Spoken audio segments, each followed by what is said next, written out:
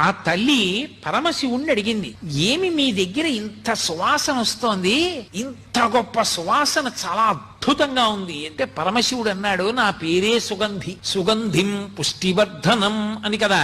కానీ పార్వతి, అసలు ఇంత సుగంధం రావడానికి కారణం చెప్తాను చూడు. పూర్వం ఒక దైత్యుడు నా గురించి తపస్సు చేశాడు. అతను తపస్సు చేసి చేసి చేసి చేసి నా కోసం అలమటించాడు. నేను ఆయనకి ప్రత్యక్షం అయ్యాను. పులక ఏం కావాలని అడిగాను. ఆయన పేరు పులకుడు, ఆ దైత్యుడి పేరు.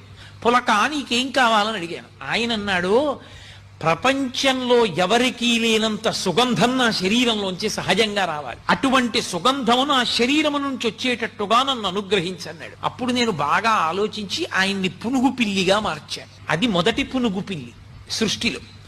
ఆ పునుగు పిల్లి శరీరంలోంచి పునుగు వస్తుంది. ఆ పునుగు వాసనకి దేవతాకాంతలు కూడా ఆకర్షింపబడి